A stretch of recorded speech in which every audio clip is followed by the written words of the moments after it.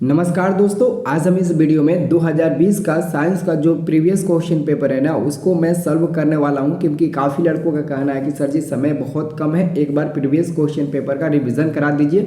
तो आप लोग देखिए कि 2020 का साइंस का पेपर कैसा आया है और इसमें कितना क्वेश्चन पूछा गया है और कितना पूछा गया है, उसमें से हमको कितना पता है। एक बार रिविजन आप लोग कर लीजिए, ठीक है ना। तो चलिए मैं वीडियो स्टार्ट करता हूँ। सारे लोग वीडियो को लाइक करना है, ठीक है ना। और मैं आपको सारे विषय का रिवीजन करा देता हूँ, ठीक है ना, धीरे धीरे आज से स्टार्ट करके, ठीक है ना। तो आप लोग ना वीडियो को बहुत प्यार दीजिएगा। देखिए पहला नंबर क्वेश्चन है, पहला नंबर देखिए, इसमें बहुत सारा ऑप्शन पर टिक को लगा दिया है बच्चा सब, क्योंकि ये क्वेश्चन उन्हीं सब बच्चा का पेपर है, ठीक है ना। तो यहाँ पर मैं आपको सही आंसर बताऊंगा, ठीक है ना।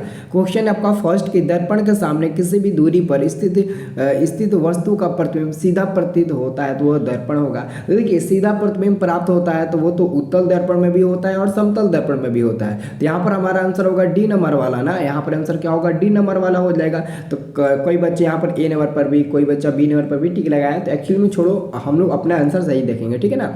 अब देखिए दूसरा नंबर क्वेश्चन है कि किसी कार का अग्रदीप में प्रयुक्त कौन सा दर्पण होता है। तो यहाँ पर हमारा हो जाएगा अवतल दर्पण, यहाँ पर ए नंबर वाला होगा। देखिए अग्रदीप में कह रहा है ना तो अवतल दर्पण होगा, लेकिन अगर कह देता है साइड मिरर के रूप में तो साइड मिरर के रूप में उत्तल होगा। लेकिन कह रहा है हेडलाइट के रूप में, कार के हेडलाइट के रूप में ना अवतल दर्पण ही प्रयुक्त होता है, ठीक है ना।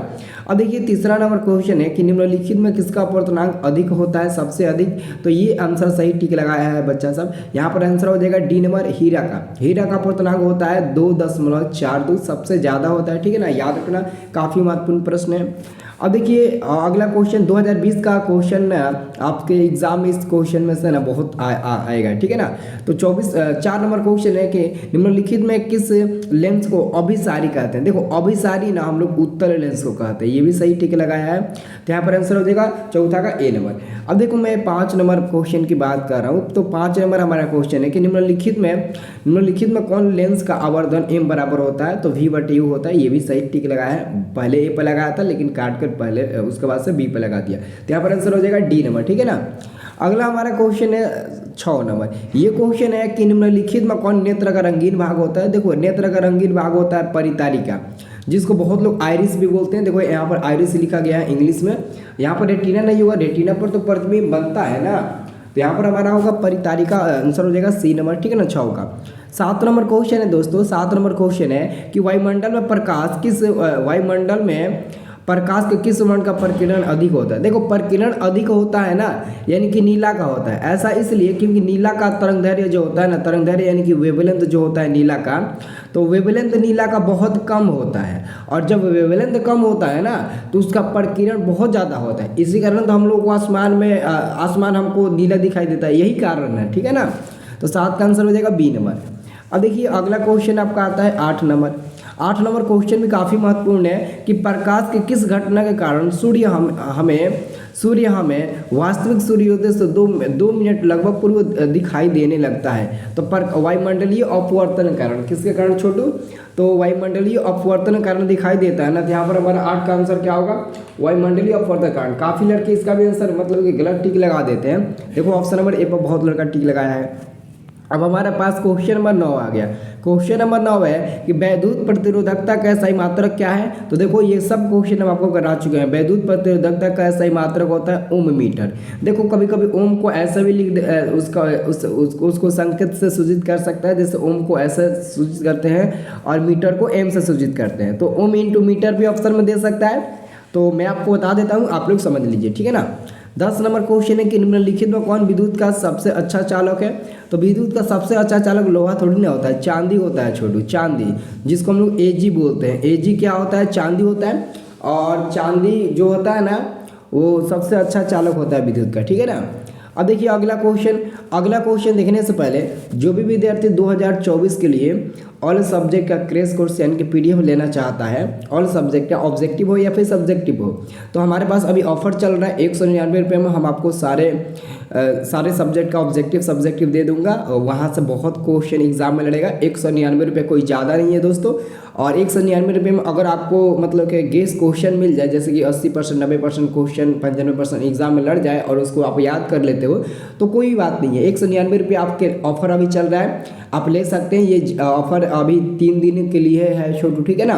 तो जिसको भी लेना है 199 रुपये में ले सकते हैं। और साथ में 199 रुपया जब आप पेमेंट करोगे ना तो आपका नंबर मैं सेव करके अपने पर्सनल पैड ग्रुप में जोड़ दूंगा। उस पैड ग्रुप में आपको एग्जाम तक रखूंगा, जब तक आपका लास्ट पेपर समाप्त नहीं हो जाता तब तक रखूंगा, ताकि आप लोग हमारे से बहुत मदद ले सको। यानी कि हम आपको उस पैड ग्रुप की मदद से बहुत ज़्यादा मदद करेंगे। ऑलरेडी आपको PDF तो देंगे ही, साथ में आपको पैड ग्रुप से एग्जाम तक मदद भी करते रहेंगे। तो जिसको भी अगर मतलब कि ज्वाइन होना होगा हमारे पैड ग्रुप में और PDF लेना होगा तो इस नंबर पर SMS करना 924459070799। इस नंबर पर केवल ना आप ना SMS कर दीजिएगा, व्हाट्सअप कर दीजिएगा, ठीक है ना, कि सर जी हमको पैड ग्रुप में जुड़ना है और PDF लेना है, आप पे फ़ोन वाला नंबर भेजिए, मैं पेमेंट करके स्क्रीनशॉट भेज देता हूँ, ठीक है ना। तो मैं कर दूंगा आप लोगों को उसी समय, ठीक है ना। लास्ट में 99 है, ठीक है।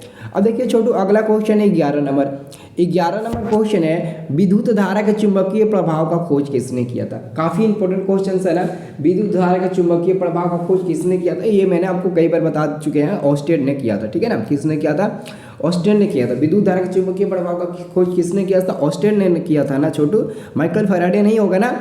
अब देखो अगला क्वेश्चन, एक और क्वेश्चन है आपका 12 नंबर। ये क्वेश्चन है कि विद्युत मोटर परिवर्तित करता है। देखो विद्युत मोटर ना विद्युत ऊर्जा को यांत्रिक ऊर्जा में परिवर्तित कर देता है। तो D नंबर वाला आंसर होगा ना, क्या होगा? D नंबर वाला आंसर हो जाएगा, ठीक है। अब देखिए एक और क्वेश्चन है 13 नंबर। ये क्वेश्चन है कि जब पश्चिम की ओर प्रक्षेपित कोई धनावेशित कण, जिसको अल्फा कण बोलते हो, किसी चुंबकीय क्षेत्र द्वारा उत्तर की ओर विक्षेपित हो जाता है तो चुंबकीय क्षेत्र की दिशा होगी। बहुत लोग आंसर D नंबर देते हैं, और क्योंकि बहुत लोगों का कहना है कि सर जी NCERT के बुक में D नंबर दिया है। कभी कभी दोस्तों NCERT बुक में भी 1-2 क्वेश्चन का आंसर गलती से मिसप्रिंट कर देता है, लेकिन इसका आंसर क्या होगा? दक्षिण की ओर होगा, ठीक है ना। अगला मैं क्वेश्चन की बात करूं तो 14 नंबर क्वेश्चन है कि हमारे घरों में विद्युत आपूर्ति की जाती है तो 220 वोल्ट प्रतिवर्ती धारा, हमारे घरों में जो विद्युत की आपूर्ति की जाती है ना सप्लाई, वो 220 वोल्ट प्रतिवर्ती धारा, जिसको अल्टरनेटिव करंट कहते हैं। प्रतिवर्ती धारा AC यानी कि अल्टरनेटिव करंट। अगला क्वेश्चन है कि गर्म जल प्राप्त करने के लिए हम सौर सेल तापक का उपयोग किस दिन में नहीं कर सकते हैं। तो बहुत लोग बादलों वाले पर टिक लगाते हैं, लेकिन मैं टिक लगाऊंगा ऑप्शन नंबर A धूप वाले दिन में, क्योंकि उसका लिए क्वेश्चन अलग होता है, इसके लिए क्वेश्चन अलग है। 16 नंबर क्वेश्चन है कि निम्नलिखित में कौन ऊर्जा स्रोत सौर ऊर्जा का व्युत्पन्न नहीं है। तो भूतापीय ऊर्जा हो जाएगा छोटू, यहाँ पर आंसर हो जाएगा A नंबर भूतापीय ऊर्जा, ठीक है ना।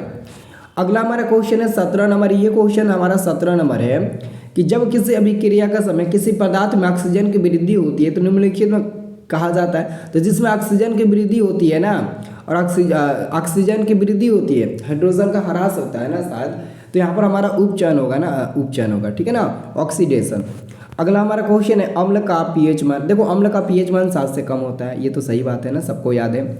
अगला क्वेश्चन है 19 में धोने का सोडा का रासायनिक सूत्र, सोडियम कार्बोनेट डेकाहाइड्रेट, ये होता है, सबको याद है। धोने का सोडा का रासायनिक सूत्र, जिसको धोबिया सोडा भी बोलते हो, जिसको क्या बोलते हो? तो धोबिया सोडा भी बोलते हो ना, तो आप इसको धोबिया सोडा भी बोलते हो। अगला हमारा क्वेश्चन है 20 नंबर। 20 नंबर क्वेश्चन है मधुमक्खी का डंक एक अम्ल छोड़ता है जिसके कारण दर्द एवं जलन का अनुभव होता है, यह अम्ल है। यानी कि मधुमक्खी के डंक में कौन सा अम्ल पाया जाता है? तो मेथनोइक अम्ल, ठीक है ना। अगला क्वेश्चन है निम्नलिखित में कौन चूने का पानी को दूधिया कर देता है। तो यहाँ पर कार्बन डाइऑक्साइड हो जाएगा, जो चूने के पानी को ना दूधिया कर देता है, ये आपका आंसर हो जाएगा C नंबर।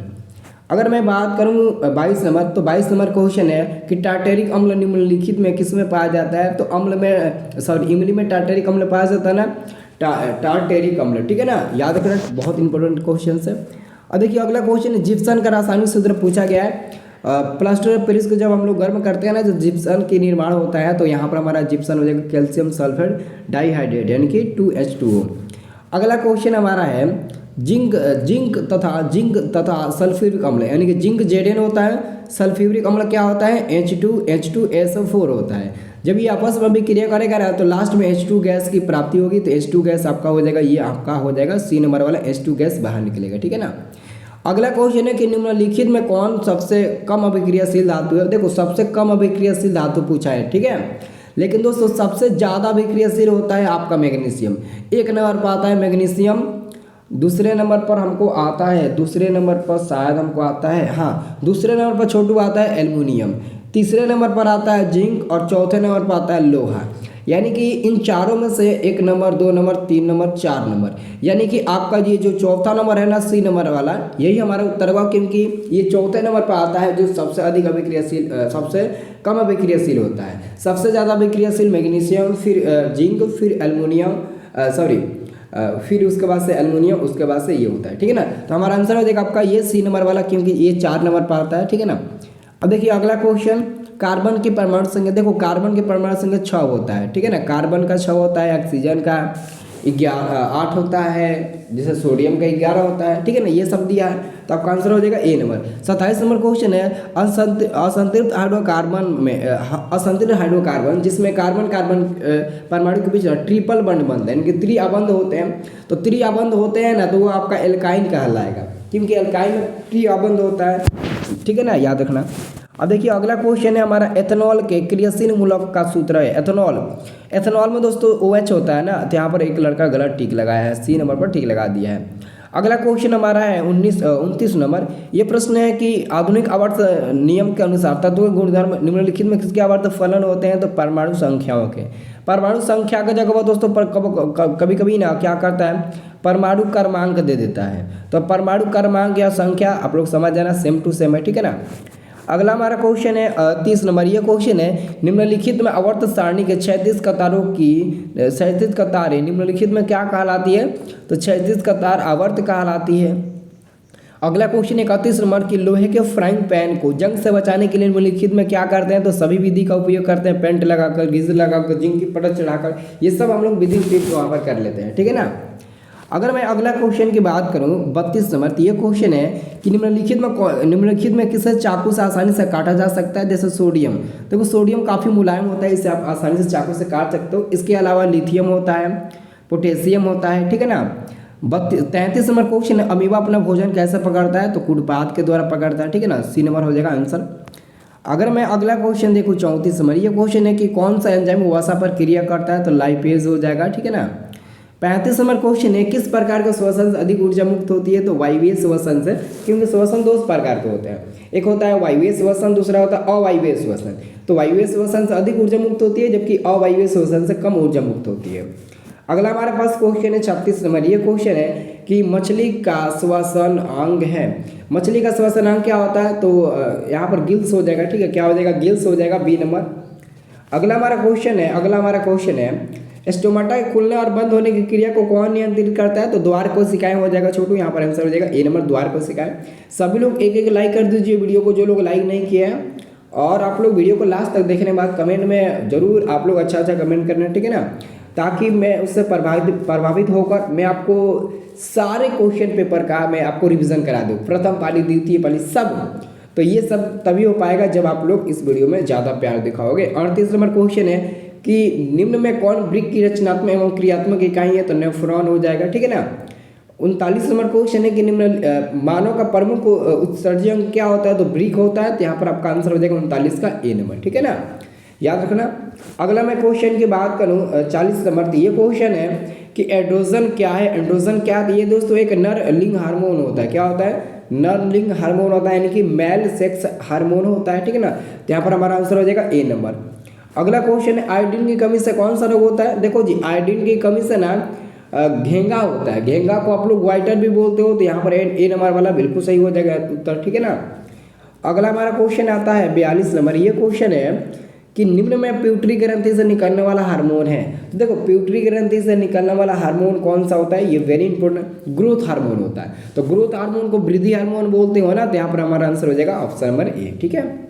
अगला हमारा क्वेश्चन क्या है, अमीबा में अलिंगी जन्म किस विधि द्वारा होता है? तो विखंडन द्वारा होता है। सभी नहीं होगा, विखंडन द्वारा हो जाएगा। ठीक है ना।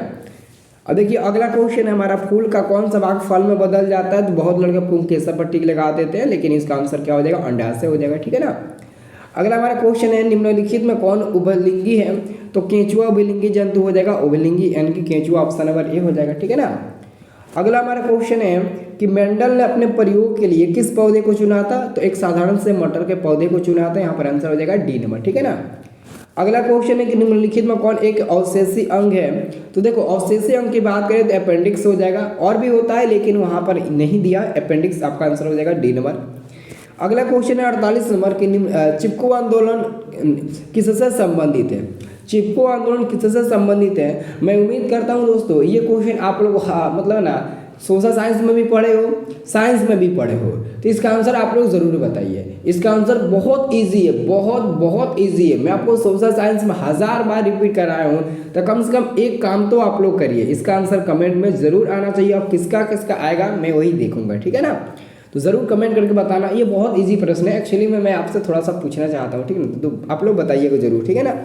तो मैं आपको अब नेक्स्ट वीडियो में दूसरे का पेपर बताऊंगा, ठीक है ना, दूसरे सन का पेपर बताऊंगा। ओके।